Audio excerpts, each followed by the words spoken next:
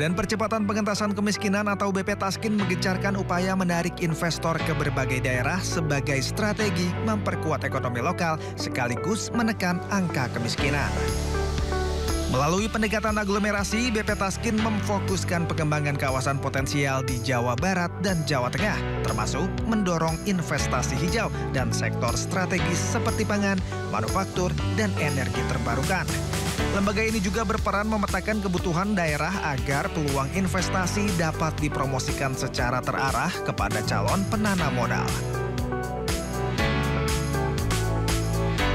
Di Kabupaten Pemalang, langkah konkret mengundang investor dilakukan melalui pertemuan dengan calon investor asal Tiongkok yang berencana menanamkan modal di wilayah Randu Dongkal seluas 402 hektar. Pemerintah daerah menjamin dukungan perizinan, regulasi, dan keamanan untuk mempermudah realisasi investasi tersebut. Selain itu, Bupati Pemalang juga meninjau langsung proyek pabrik sepatu PT Golden Victory Manufakturis yang diproyeksikan menyerap hingga 15.000 tenaga kerja lokal.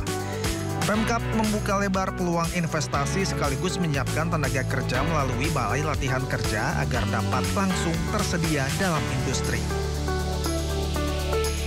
Langkah sinergi antara BP Taskin dan pemerintah daerah seperti Pemalang diharapkan mampu menciptakan lapangan kerja baru, mengurangi pengangguran, dan mempercepat pengentasan kemiskinan secara struktural di wilayah tersebut.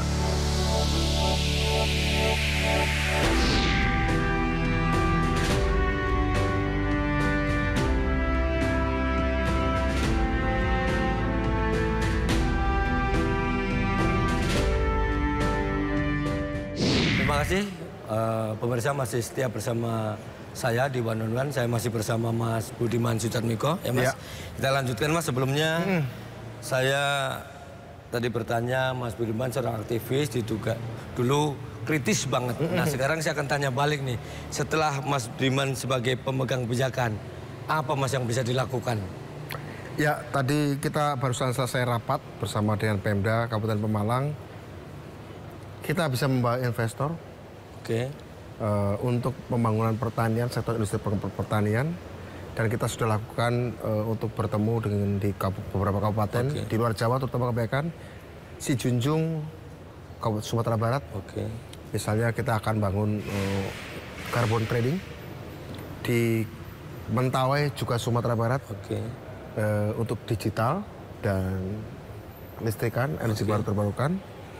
Kemudian ini bersama Yayasan GSN, pembagian becak listrik, targetnya 70.000 unit. Se-Indonesia 70.000 unit. Tinggal menunggu kapasitas produksi BUMN-nya bagaimana. Sambil kita akan mencoba mendorong industri-industri seperti di Tegal dan Pemalang untuk memproduksi itu. Kami menyiapkan bersama GSN, kami menyiapkan wilayah-wilayahnya. Kemudian yang kita lakukan juga adalah kita akan melakukan jambanisasi tahap pertama 5.000 unit jamban untuk rumah-rumah kumuh, pemukiman kumuh. Di daerah mana aja sekarang masih kumuh-kumuh? Kita akan mau coba di Jakarta. Kemarin juga ada dari daerah Maluku meminta, daerah Papua juga meminta dari kami. Bengkulu Tengah kemarin juga bertemu dengan kami. Itu yang mau kita kerjakan di tahun ini. Yang lainnya adalah investasi. Ada nggak Mas yang bantuan langsung mungkin kalau BTAX sebenarnya kan ini kayaknya harga-harga mahal ya, kayaknya itu. Yang mungkin bantuan langsung dalam waktu pendek terhadap mereka-mereka yang kategori miskin itu. Jamban itu. Jambanisasi. Insya Allah kita juga sedang mendorong untuk bantuan dalam bentuk tenda-tenda. Tenda-tenda yang besar untuk kita bagikan ke desa-desa dan kelurahan-kelurahan. Tenda-tenda untuk dipakai untuk hajatan, dipakai untuk pesta di desa ya. Insya Allah kita sedang kritis itu juga. Yang lainnya itulah kalau yang sifatnya karitatif ya. Tapi kan inti kami adalah bagaimana membawa investor untuk di kantong-kantong kemiskinan itu. Kantong kemiskinan kan biasanya juga akhirnya menjadikan pendidikan tertinggal. Karena mereka kurang nih. Ada nggak BP Taskin ini juga punya plan atau kontribusi ke sana, misalnya ikut coba makan bergizi gratis dan sebagainya? Makan bergizi gratis kami bekerja sama dengan BGN. Kami akan menandatangani PKS, perjanjian kerjasama dengan kepala BGN, insya Allah next week, untuk kita bangun 1.000 SPPG ya, khusus di kantong-kantong kemiskinan dan daerah terluar, ya, yang terisolasi, yang menurut saya ini penting karena kami menginginkan khusus untuk daerah-daerah kantong kemiskinan maupun daerah-daerah 3T itu prasyaratnya harus fleksibel, tidak boleh terlalu kaku, karena bisa jadi daerah-daerah 3T itu penduduknya jarang, sehingga tidak harus ada prasyarat minimal 3.000 penerima. Bisa saja mungkin cuma 500 dan penyelenggaranya bisa saja kita udah ngobrol untuk dilakukan oleh kantin sekolah pun bisa, khusus untuk daerah 3T. Jadi tidak harus standar BGN karena kita ingin menjangkau daerah-daerah sangat terpelosok yang penduduknya jarang, begitu. Kami kemarin barusan dari Toraja, Tanah Toraja dan Toraja Utara di Sulawesi Selatan, kami melakukan perjalanan 10 jam dari Makassar sampai Toraja, tapi kamu masuk wilayah perbukitan, bisa melihat suasananya seperti apa.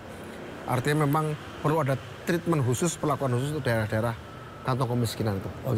Mas, ada nggak sih Mas, ini kan sekarang memang dampak ekonomi global lah ya, kan di mana-mana juga tidak baik-baik saja ya Mas ekonomi.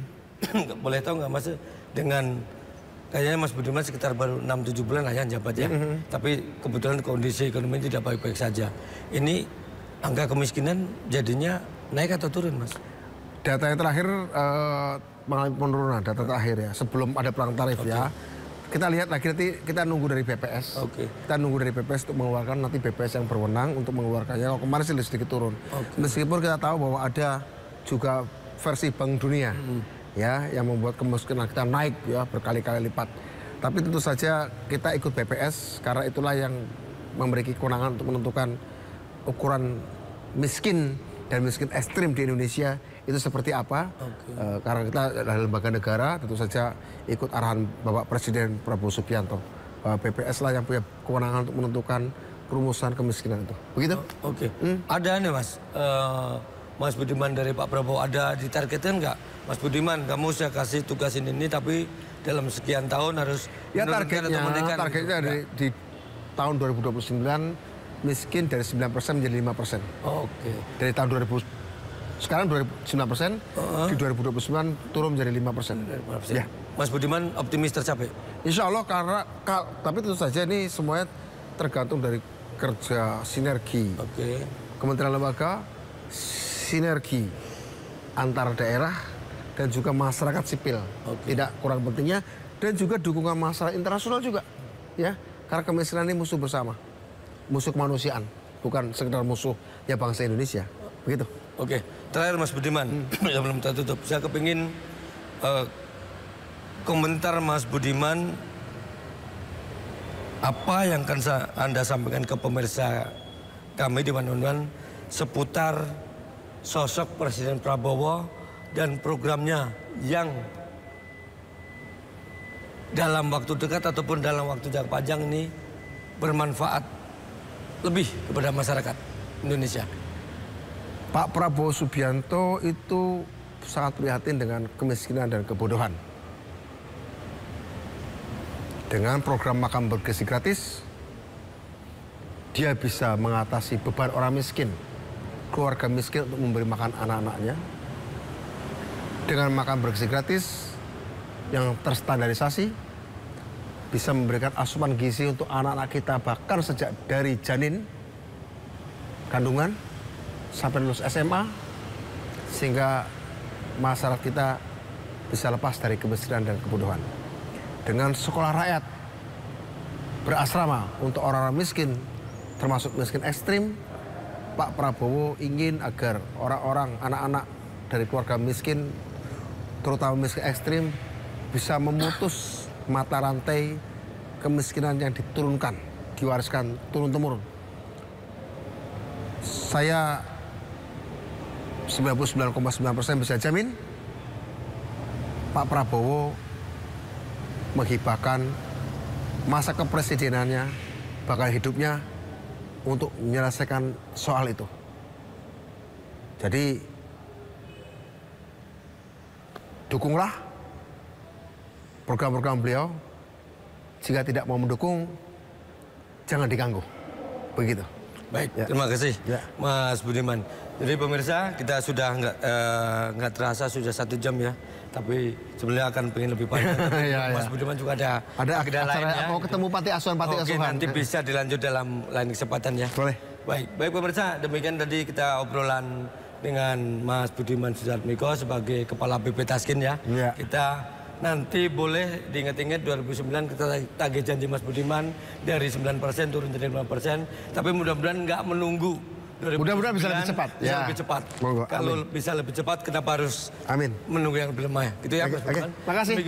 Terima kasih pemirsa sudah bersama kami di One. Sampai ketemu lagi di episode berikutnya. Saya Lukman Hanafi. Selamat malam. Terima kasih Mas Lukman. Terima kasih. Ya, salam.